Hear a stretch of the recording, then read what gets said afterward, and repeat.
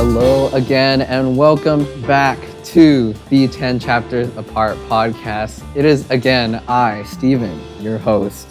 Next to me is Jason.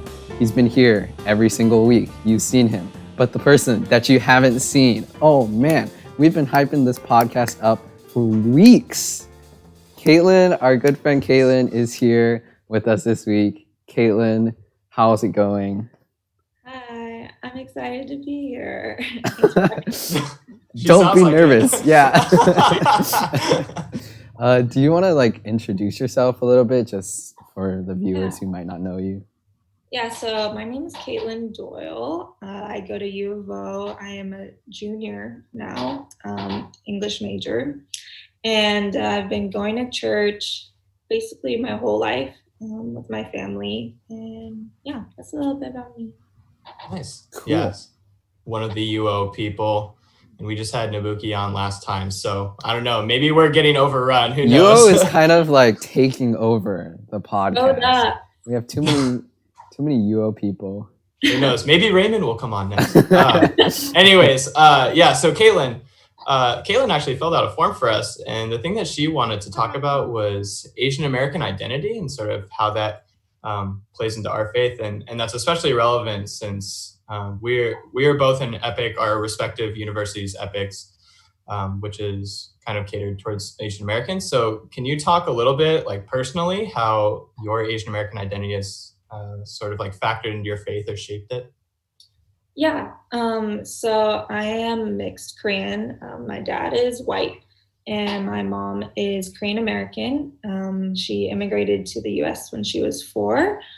And both sides of my family are pretty religious. My dad's side is very Catholic, and my mom's side, they're like Southern Baptist. So church has always been like very like big in my family, and it was pretty prevalent in both sides of my family. But I'd say being mixed has been challenging for me. I did spend a few years living in South Korea because my dad was in the military and he was stationed there. And that was a really difficult time for me. I really struggled to really feel like a whole person. I struggled a lot with bullying and depression, just a lot of identity issues. But I became a believer myself my freshman year of high school, and I moved to the US in 2009, and I started going to school here in like Oregon, and I made more Asian friends, and I met more people who were mixed.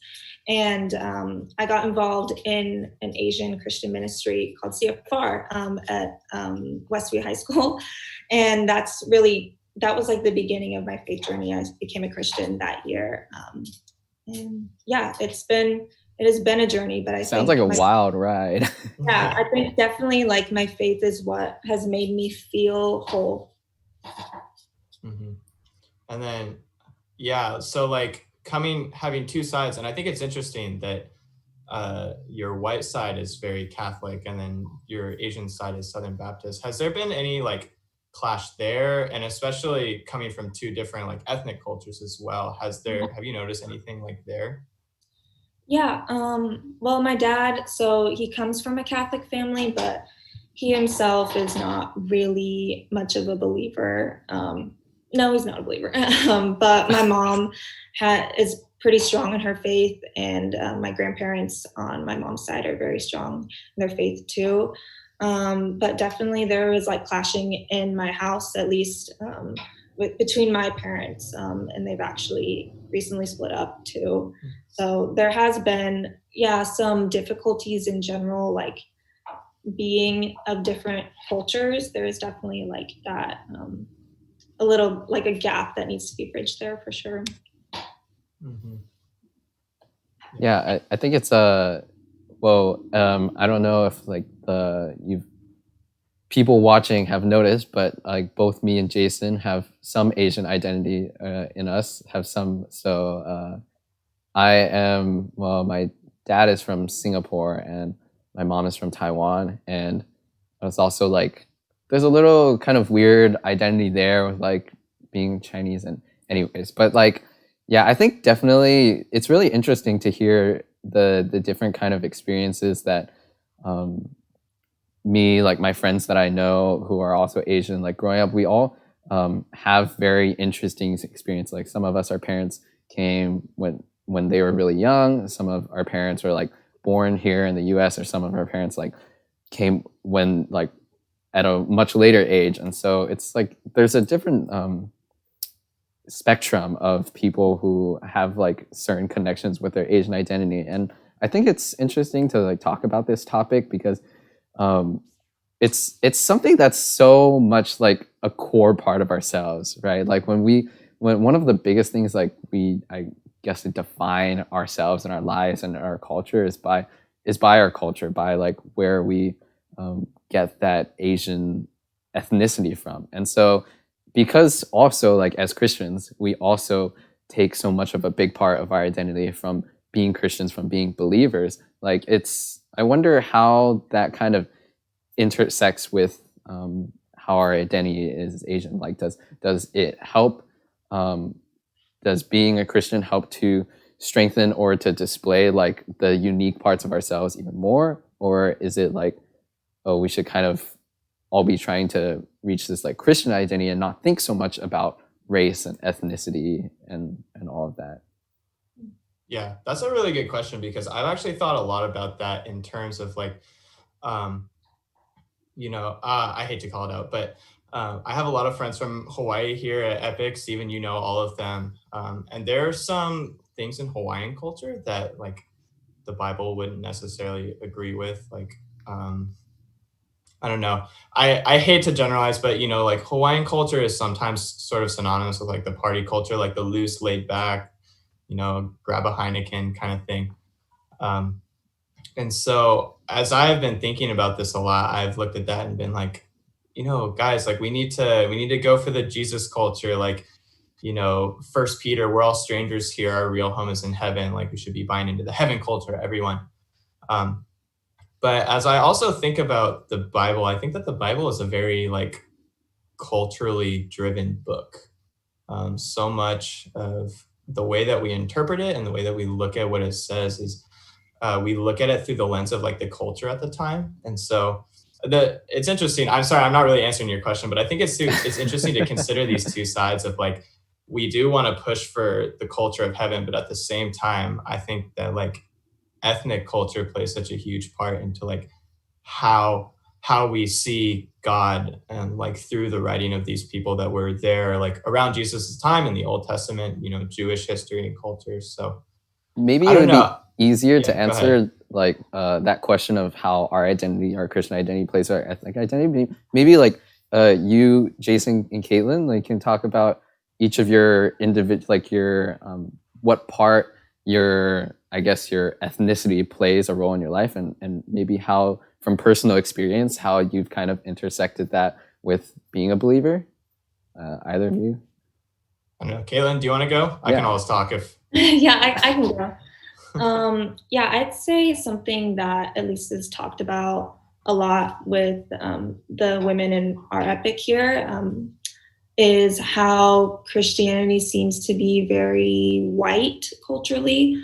And I think I struggled a lot with feeling like, am I really a Christian if I'm not like this demure, like blue-eyed blonde-haired woman who like dresses a certain way, like that Proverbs 31 woman? I felt like there is like a certain expectation that I felt like I wasn't meeting, and maybe even things like, oh, I like clothes, or like I like fashion and makeup, like does that make me any less of a Christian? And just it feels like our Christian culture is very white centered, and so I think I really struggled with feeling not really Christian.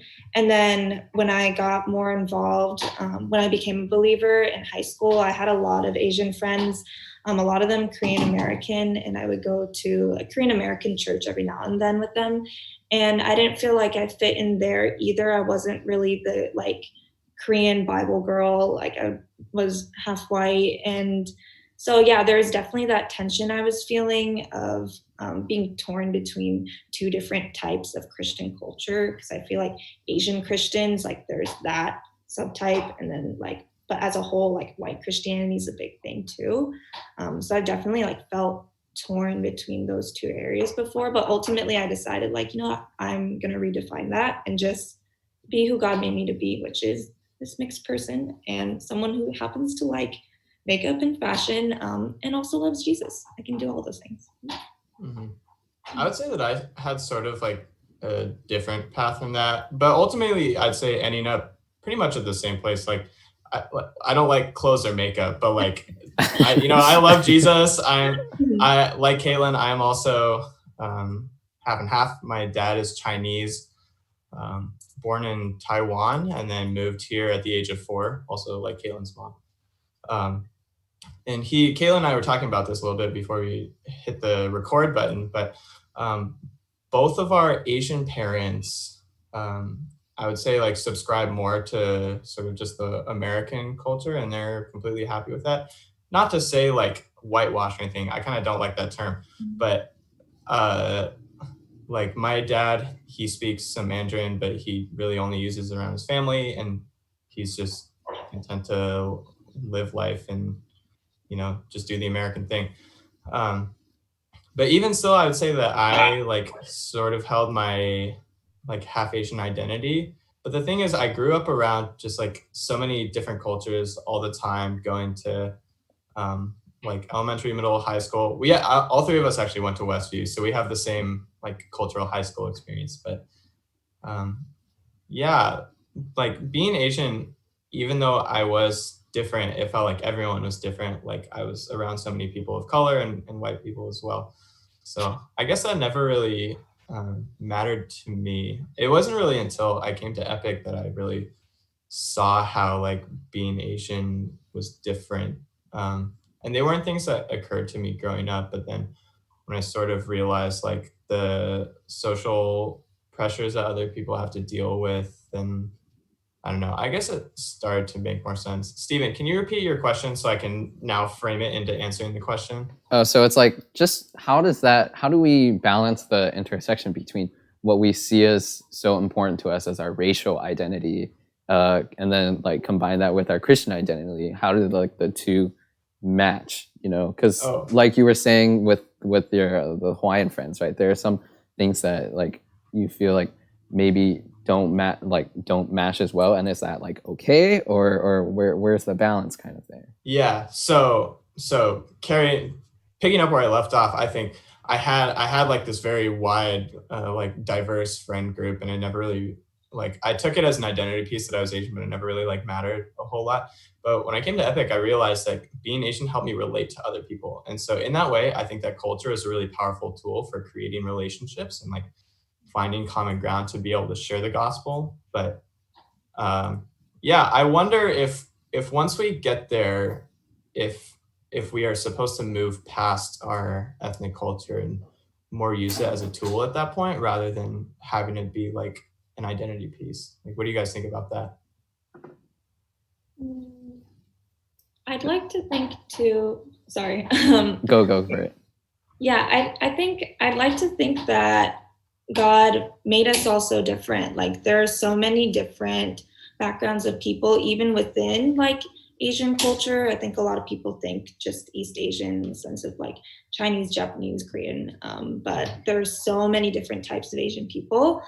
And I'd like to think that we're all a reflection, at least diversity is a reflection of God, and even those different ethnic backgrounds and those different cultural values, perhaps a reflection of God himself too.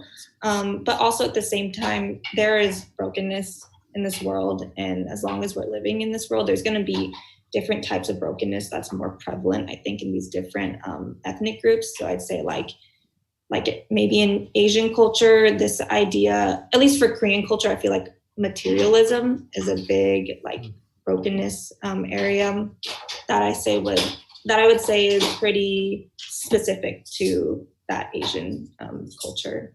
Yeah, it's interesting. Maybe if I'll say a little bit of my backstory.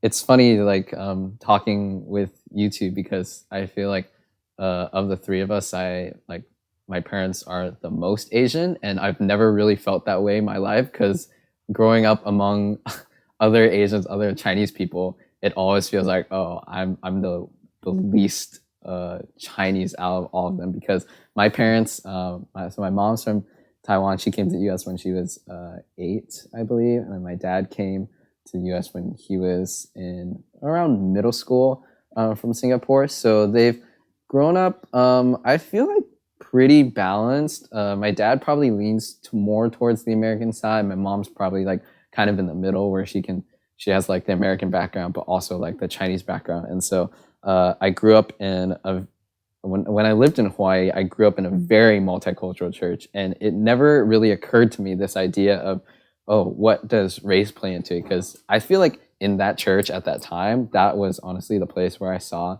the most, where I saw the best intersection between like culture and like your faith. And it just felt like, you can worship God and also do all the things, like be proud of your own culture in that way. And then when I moved here to Oregon, my parents started going to a Chinese church, so a Taiwanese Chinese church, where the vast majority of the adult congregation were like new immigrants that had just come from China or Taiwan. And there was me and like a couple of friends in the youth group, and we were all second generation. Like we were all had been born here in the U.S. And there was a weird kind of there's a weird balance there, because we were definitely more American. The rest of the adults were Chinese, and it was hard. There was like almost like a generational gap there that was really hard to get over, because they would do their own thing, and all in Chinese. And like for the rest of us, we understood some Chinese, but it wasn't really a big part of our own culture. We didn't feel like it was. We felt more American, right? Like we preferred to speak English with all of us together, and then so they would do their own thing, and we would do our own thing. And that's when I realized, like, oh, this is kind of interesting. There's like a Chinese Christianity too, and it was hard to kind of join the two, because there was a connection that needs to be made that wasn't able to be made, or at least they were trying to make it. And so, like, that's kind of like my backstory. And then of course I came to OSU and the Epic here, and met a whole bunch of Asian Americans who I definitely identify with more, because we all have very similar experience with parents and with the immigrant story.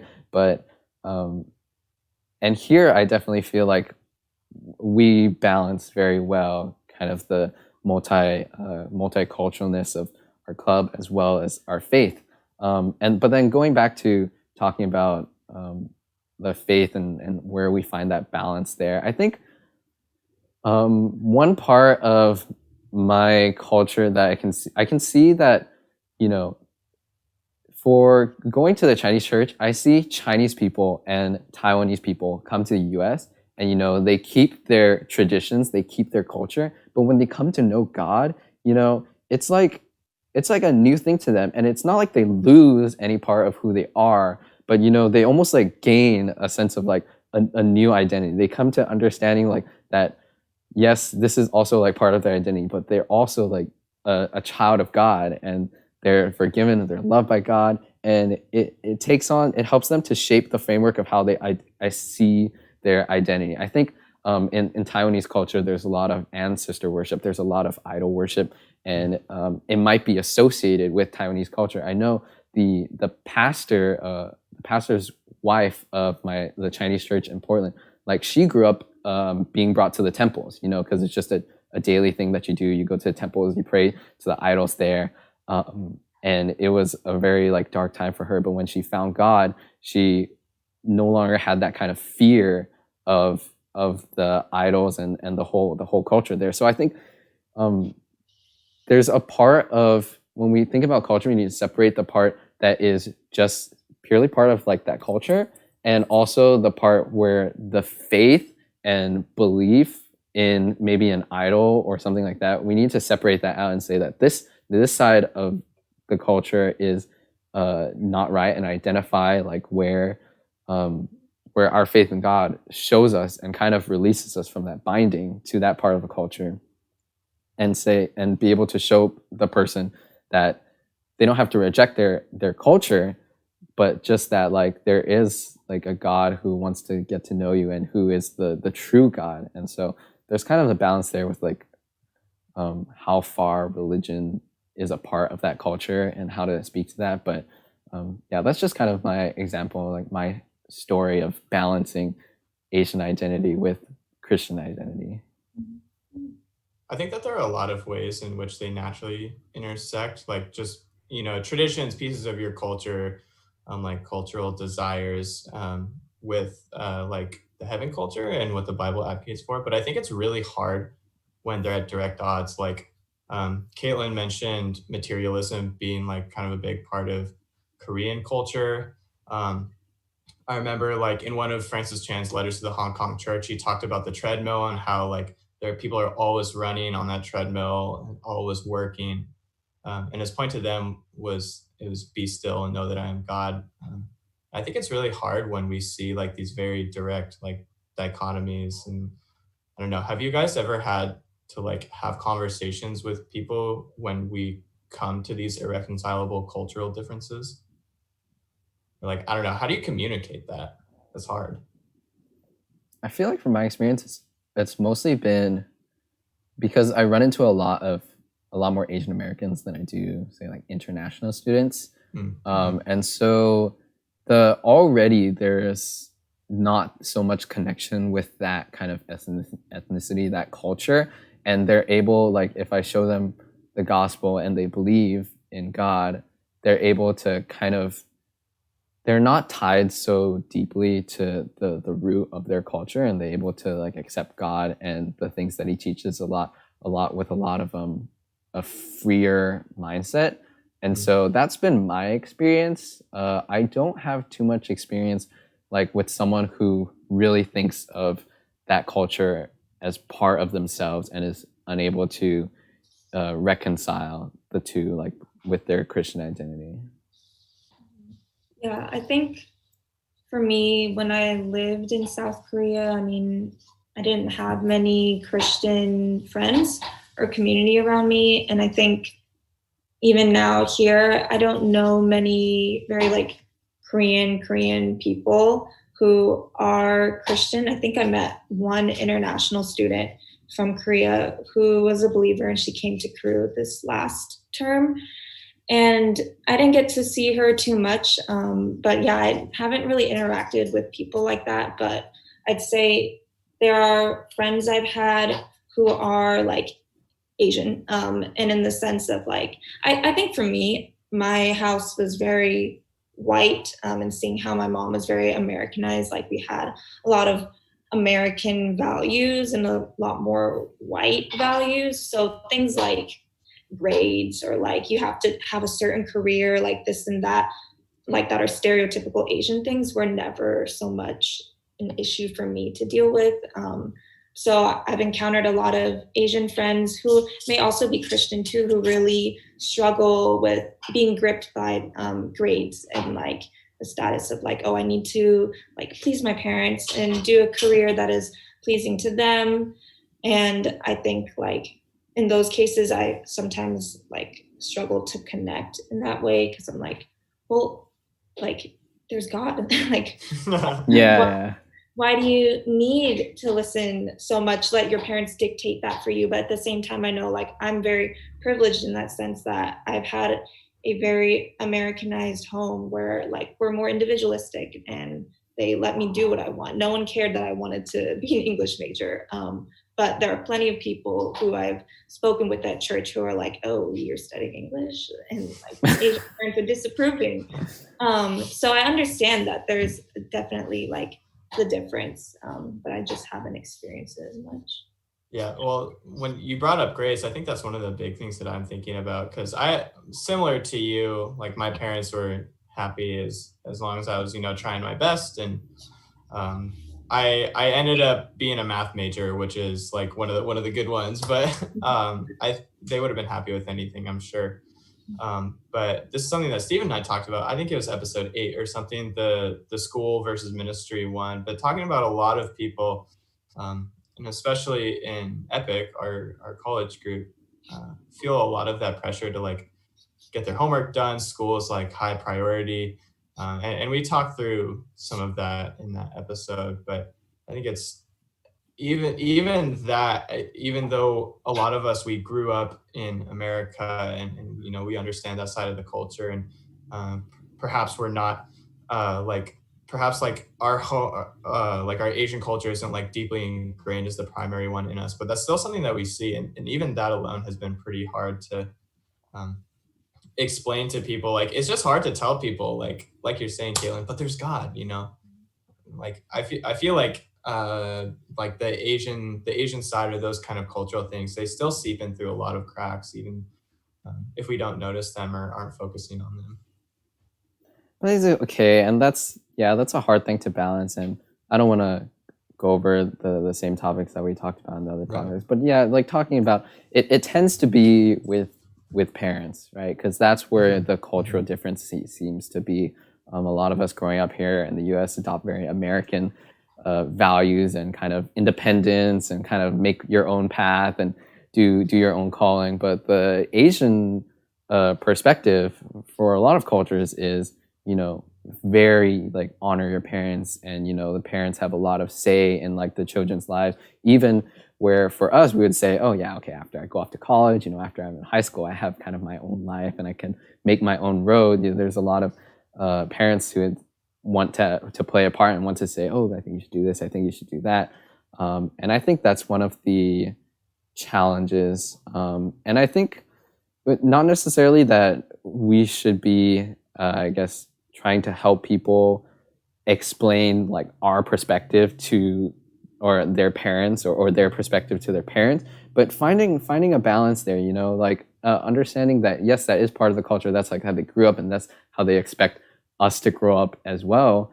And also maybe like it is a part of respecting our parents to to submit some of our own will, some of the things that we might want to do, not completely to what they want, but at least like show that we honor them in that way, and we'll make sacrifices because we want to, because God calls us to honor our parents, and also like to honor Him. So try to do both as best as we can. Zachy did you have something to say, Caitlin? I was just agreeing. Oh yeah, Zachy from U of A Epic, he gave a seminar at our spring retreat about honoring your parents, and he sort of had a similar thing to say. I think it's interesting, like parents, yeah, you're right, are very central to like the cultural differences that we see, but there's like definitely this hierarchy between like you have to honor God first, and then you have to honor your parents. And I wish I had thought of it earlier, but I wish that I had asked Zach about like the one verse. I think it's in Matthew where Jesus's family members, I think his mother and brothers, come to him and they're like, Jesus, come home. Like, we're your family. And he says, my family is those who do the work, or like the will of the Father. So like, I look at that and I think that's pretty disrespectful, honestly. So I wish that I had asked Zach about that, but I think that sort of falls into that framework of like God first and then parents. And I think that's a good way to look at it. But yeah, you're right, Stephen. It's like, I think the more that we can find a balance, the better, because I think by finding a balance, that's like the best way to promote unity. And another interesting thing that I was thinking about is like, I think that a lot of Asian cultures are collectivists, and that sort of lends itself to Christianity better, because I don't know, there's so much about like submission and like respecting parents, and following the lead of the pastor, following the lead of Jesus, and discipling others. So I don't know. I don't know. We're talking about a lot of negative things that make it hard to be a Christian, but I think there are also a lot of positive things in Christianity. I'm so sorry, I got a call. It's okay, we're real people. Sorry about that. All good. Yeah, well, I think kind of to talk about one of the positives, like having that identity, allows us to reach out to those people definitely more. Like having, for me, having that identity with Singaporeans and with Taiwanese, I feel like I can reach out and talk to those people, and we share that connection immediately, and it's almost like a good way of sharing the gospel. You have that connection if I run into someone here who happens to also be from Singapore, I have the connection and can speak and kind of understand some of the values and belief systems of that he's coming from. And so it's easier for me to understand, identify, and I'm assuming like similar for you, Caitlin, like you can, even though you said that it's hard for you to understand some of the perspectives, like you definitely like are able to more so than some people who have no experience with that culture, right?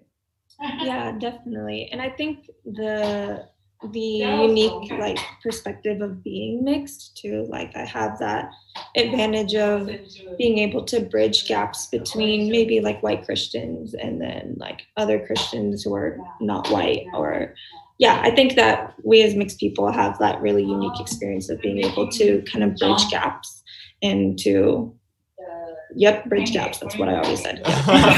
And even there's even like there's a whole population of us mixed people that we can even reach more effectively, because like having grown up with that mostly American upbringing, when I came to Epic, like pretty much everyone in our Epic was more Asian than me, and so there were a lot of times like socially I think I always fit in, but there were experiences that a lot of other people had that I didn't share, or they could start rattling off in Cantonese, and I'm here at the table like, yeah, yes, definitely.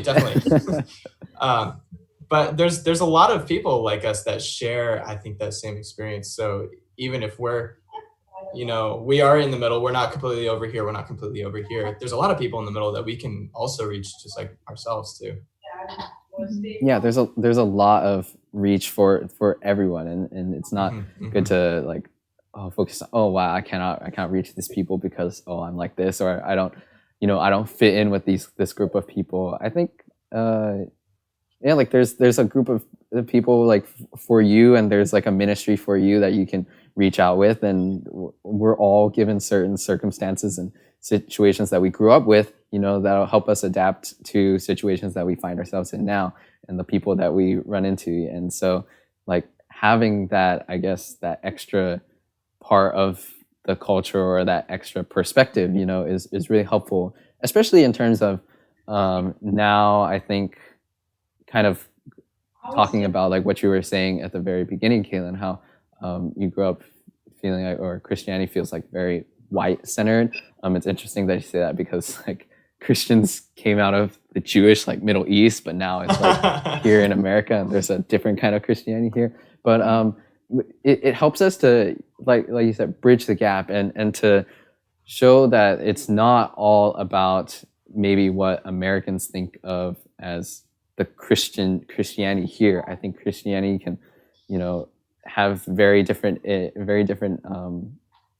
shows itself in different ways in different cultures, and it was really interesting because I was actually having a conversation with my mom very recently, talking about like, Americans are very individualistic, and nowadays in American society, just in general, there's less of a sense of like actually pursuing what the truth is. We've taken on this idea of very like relative morality, like everyone can kind of define their lives as they wish. There's less of a community aspect and more of like individualistic aspect. And so the way we reach out to those people in America is very different from how you reach out to a person in China or Taiwan. In America right now, I think people are really feeling like they're missing some of that community. They're missing like being together, like having people around them. And so one of the ways that it's been helpful is just like coming alongside a person and like inviting them into your community and showing them love. That's something that a lot of people are feeling missed out on here in America with just the way things are going. To spread the gospel to someone in Asia from Taiwan, it's very different. They're still kind of pursuing something. They're still looking for the truth. And so you can be a lot more direct. You can when you spread the gospel, you can tell them like who God is, share with them like that, and they're much more willing to accept it in that way. So knowing that there are differences in how our culture are allows us to also adapt the way we share the gospel to those people, because they respond differently to the ways that based on like their culture, they respond differently to how we're going to share with them. Mm-hmm. I'm interested for the both of you because I never went to an Asian church growing up, but Caitlin, you said that you went to a Korean American church sometimes, and then we both went to the same multicultural church in high school. Stephen, you in Hawaii went to a multicultural church, and then you said that you It went was to like you're going to a Chinese church, yeah, and Chinese church. Yeah. like now as your home church. So I was wondering, like for you guys, how have you seen the way that Christianity has expressed itself in the multicultural church and in the Asian church? Like, I don't know, how have those been different? Have you felt like one was more like biblically accurate than another? I'm just interested in sort of exploring that.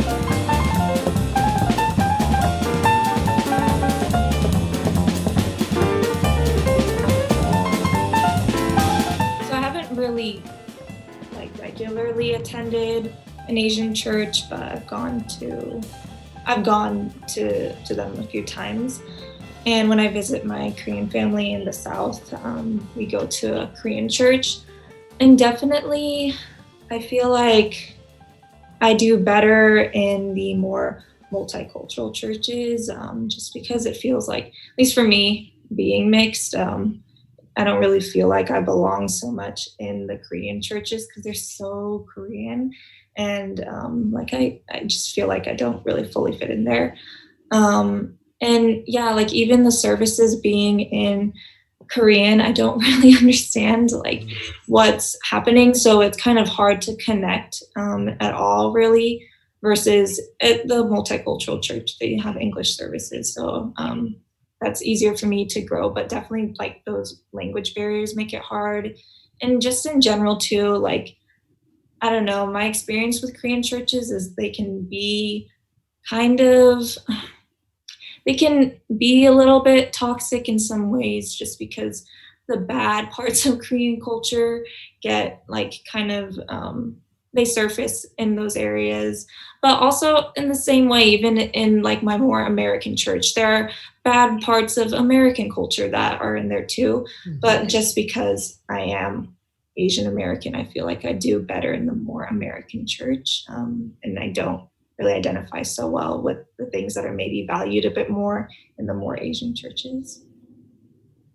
Yeah, I definitely feel like probably because of my experience growing up, it just feels like the multicultural church has a more well-rounded understanding of faith, and like we can take in a lot of different perspectives and talk on different issues and kind of find it feels like different points get raised and you can talk about different things. Whereas in like a Chinese church, I feel like the faith is very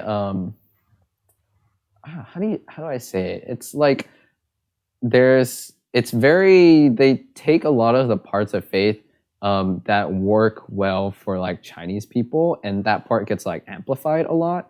And maybe some of the other parts which they don't consider, which are not as much part of the culture, like those parts don't get touched on as much. Like I definitely feel like coming out of a Chinese church and some of the sermons that I've heard from the Chinese pastor, like coming to a multicultural church, there are points that I hear that I've not really heard before addressed in the Chinese church, and I don't know whether that's good or not, because I think the multicultural church is very effective here in America, where we're in a very multicultural society. But perhaps like focusing on those values that are more important to Chinese people, and showing that side of our faith of Christianity is all right. Like it's okay, because that's like how they understand it, and it works well for their framework, how they understand the world, how they understand like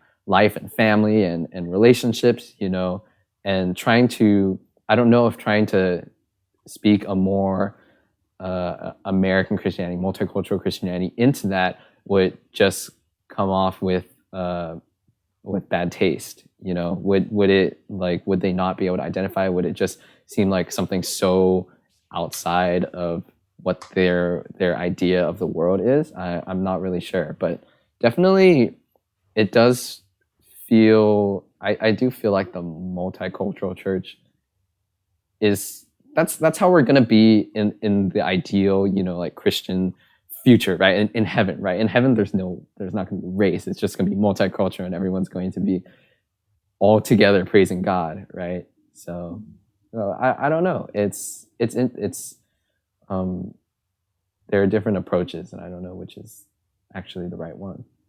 Yeah, I think you raise a good point too of saying like it's not a bad thing to have these more like Asian churches, and to have those more Asian values. I think that's really important to acknowledge that because of the fact that we live in a broken world and we live in a world where race has been socially constructed too. Like we've been people are led to that point where they have to make safe spaces of which may seem like exclusive, but in reality I feel like that's the best way to be inclusive.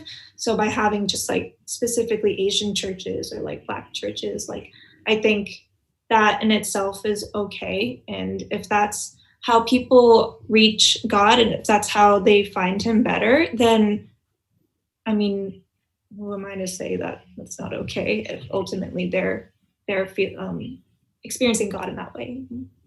And also, go ahead, Stephen. I think like we've definitely defined race as a very static thing when it honestly should be very dynamic, right? We've said like, oh, this is your culture, you're like Chinese culture or Korean culture or American culture, But like I feel like it ought to be all mixed together, kind of like Chinese culture ought to evolve as it comes into like encounters different ethnicities and takes on different parts of other cultures. And same way with Koreans, like it shouldn't be just that Korean culture, but it should slowly like take on aspects of other cultures as we meet and come to know other people. And America's, I guess, the cliche like melting pot for all the cultures, right? We're supposed to be like where all the cultures come here. And let's take pride in what our culture has done in the past, but let's not be like stuck in those rules of what our culture is and try to stay like, oh, this is my culture, because culture should be shared. And I think for both of you, like being mixed, that's like is just like a perfect example. Like eventually, all the cultures can come together and we can appreciate the aspects of different cultures and not always be stuck in this mindset of this is this culture and for these people. I think also I like that idea of culture being more dynamic. It scares me a little bit because of people like Philip Ho who just want to Oh no. be all the cultures, but sorry Philip, I love you. I think it's interesting because like we're sort of assigned a culture based on the ethnicity of our parents. But I like personally coming to Epic and meeting a lot of people, I've picked up a lot of cultural things, and especially like when I think one of the big examples is hanging out with the Hawaii group a lot.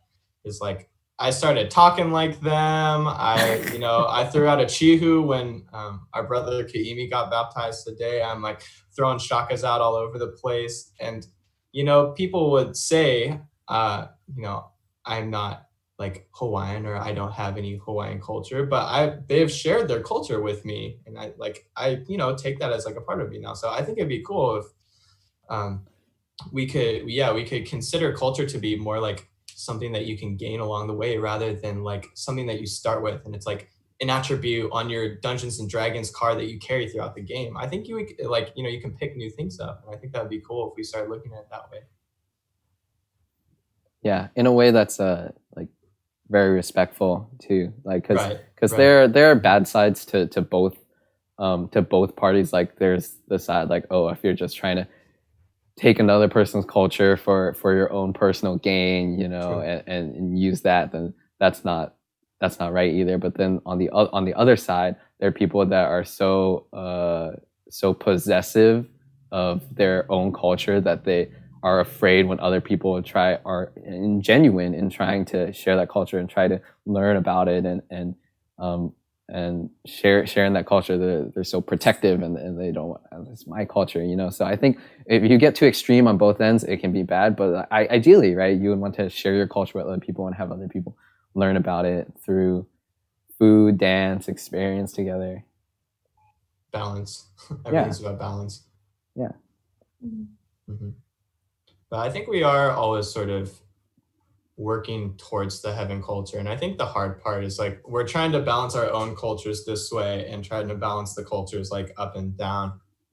It's really hard. But I don't know. Do you think it's healthy to focus like completely on the heaven culture? Um, I think that's one of the other things I've been thinking about is as we read the Bible and we sort of see all this language about like, like everything should be for God, like leave your life behind. Um, do you think like if everyone just dropped everything and started focusing on the heaven culture, would that be to the detriment of what we have now? This is sort of utopian because this would not realistically happen. Yeah. I mean, I think ideally I'd like to think that heaven culture would still not mean like we're all suddenly one race or something, right? We're not all suddenly the same. I think heaven culture would still be quite diverse. So Mm-hmm. I'd say really embracing that heaven culture wouldn't be necessarily bad. I mean, because obviously it's heaven, it's God, it'll be perfect. But I think none of us know how heaven is gonna be like. It right. Could be, yeah. It's gonna be sick. But I think maybe it becomes dangerous if we have an idea of what heaven culture is already. And I think for many, at least white Christians here in America, like they're going to have a more like wide scope of what Christianity is. And I think of like how in the past Christianity has been used in oppressive ways to hurt people like Native American people, and there's a total loss of culture there. So I think that could be dangerous if we have an idea of like, oh, this is what like it's supposed to be like. And then we end up imposing our own brokenness and like things that are hard to avoid in this world, like oppression and racism. I think that can be dangerous, but ideally I would hope that we're all still different, even in heaven. Yeah, I think it's hard. It's if you're trying as best as you can to find what it is that like God would want for us and how we ought to like live our lives, then I think if you do have that perspective, there are things of other cultures, mainly like faith things that are not right, and I think it's okay to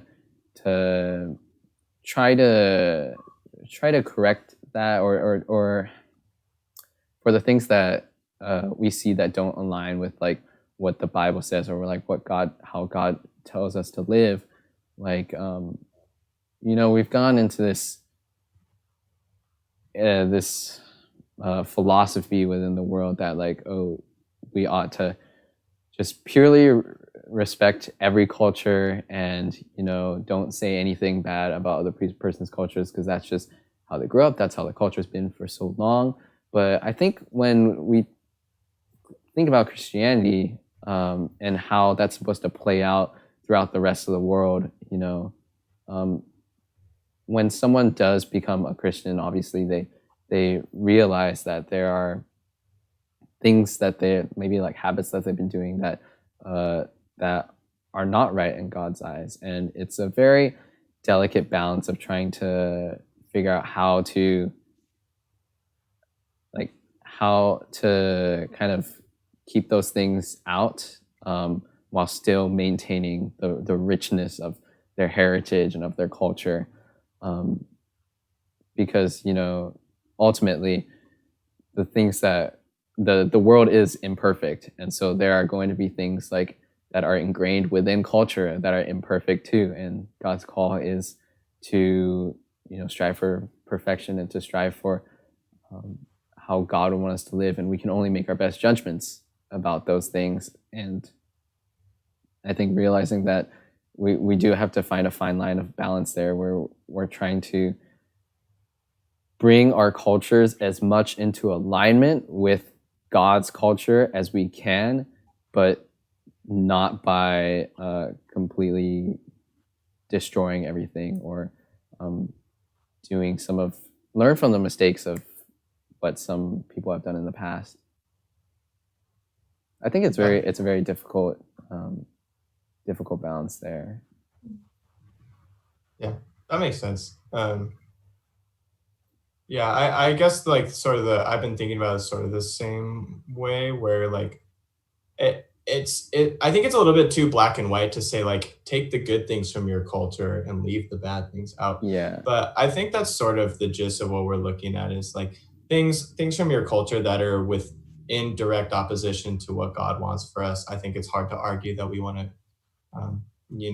like idol worship, like laud those things, right? Ancestor worship, like idol worship is a big thing for a lot of cultures, and you might say that that's ingrained in their culture, but if we're to share the gospel with them, God tells us very clearly that he's the only God, right? And so there's parts of what they're holding on to, their culture, have to be released for a person to even be saved in the first part, right?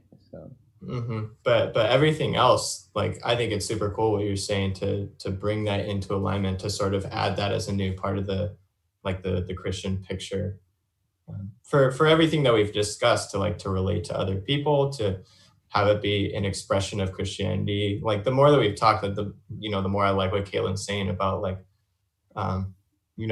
Christianity, or what we're sort of mystically referring to as the heaven culture, doesn't have to be so homogenous. These cultures are I don't know, just like different ingredients of like all of the world's people. And I think, yeah, it is cool that like there is diversity and there's different expression. And so I think that's cool that we can keep the good things and sort of fuse it with all of the good things that God has for us at the same time. Yeah, it really makes me wonder, like heaven culture, because all of the humanity reflects God, right? Like we're created in the image of God, and so you would see all these things about humans that I don't know that we've created and done, and eventually when we meet God, we'll probably see some of those aspects in Him too. But I don't know, race and culture, is that just like an earthly thing? Like when we get to heaven, or is there just going to be no culture at all? So like we won't even have to worry about or think about the differences there. Like it's really interesting to think about. But also, like if we think about it too much, it's not going to help really. I mean, I think Caitlin was saying earlier that like in her picture, like everyone, like it's all still there, but it's like it's something to be enjoyed by everyone. And I think that's cool. Not that we'll know, like you're saying. Right. Yeah.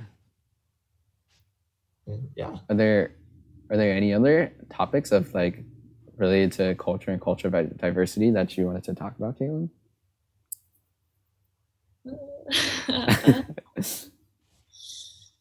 I think we've been having some pretty good conversation, and it was definitely cool to hear each of our backgrounds, and there are many other backgrounds that I'm sure are very different from us, and will have very different perspectives on culture and even within the same culture, people's like cultural backgrounds are nuanced in different ways. So it's like each person's unique, even in that, I think. Mm-hmm.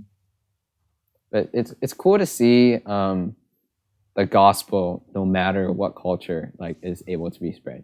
People like the gospel is so universal that people respond no matter like what the culture is, and I think inherent in all of us, regardless of our culture, is that understanding, that want to know God, to want to understand something greater for our lives, something that has more meaning and drives our purpose a lot more than just what we've grown up in, and our culture has told us to be. I think that's really cool. Inherent in the human culture is that want to have the relationship with God. And so at the end of it, we're going to still be able to share the gospel with other people, and people will respond, people will reject it, and continue to live out the calling that God has given for us here.